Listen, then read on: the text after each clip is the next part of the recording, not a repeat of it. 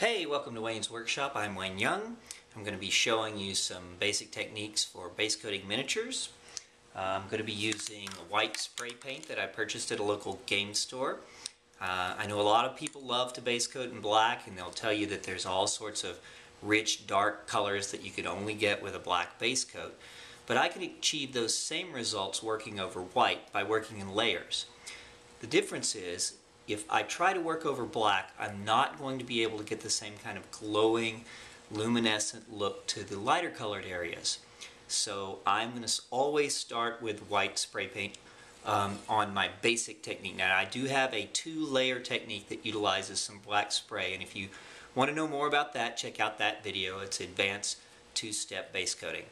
But here at Instant Army, we're going to work with white. It's going to allow us to go faster, and it's going to allow us to keep more glow. I do always buy my paint at the game store, like I mentioned, because the paint they sell is specially formulated to work with miniatures. It's much more consistent. It's much less likely to give you spotting and running or clumping that you can get from some cheaper brands of paint. You can certainly save you some money buying paint elsewhere, but I highly recommend you support your local game store and you get the paint that was formulated specifically for miniatures. If you must go to Walmart or Home Depot or one of those places, then make sure you still buy a reputable brand of spray paint. Don't buy the generic. It's too watery, it's too runny, the nozzles don't work, they'll wear out on you, you're going to end up buying more of it, and it's going to ruin your miniatures. So stick to Rust-Oleum or Krylon if you shop elsewhere, but I recommend that you get the paint that they'll sell you in your game store. Okay, now, first, most important thing, I am going to use the particle mask, which I had on my head upside down. Secure it in place. A little pinch of the clip. You'll also notice that I'm working outside, well-ventilated area. Very important with working with spray paint. Here at Wayne's Workshop, safety is very, very important to us, so we're always going to take the proper precautions to prevent toxins from getting into our body. If you want to know more about toxins and artist safety and toxic accumulation, check out my video on the subject. But I just want to urge you to never spray paint indoors, always be in a well-ventilated area, always use some form of protection. Okay, I have some high elves here. These are plastic miniatures, but the same techniques will work for metal or resin. I'm going to shake my can up really well.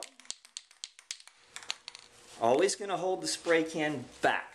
12 to 18 inches is a good distance.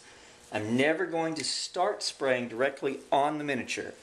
I'm going to hold the paint to the side, start the spray, move the paint back and forth across the miniatures, never stopping. I'm going to turn my box so I can get the size. It's one of the great things of working on a box like this. Keeps the paint off my hand and allows me to keep the models moving, keep the paint moving.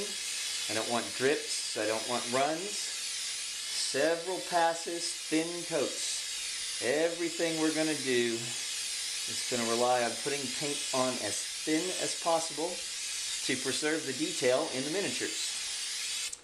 Okay, there you have it. These guys are done. I'm going to set them aside to dry. I'm going to leave them to dry at least an hour.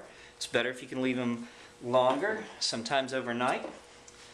Next important step, I'm going to take my spray can, I'm going to turn it upside down, and I'm going to spray until I get only air, no paint.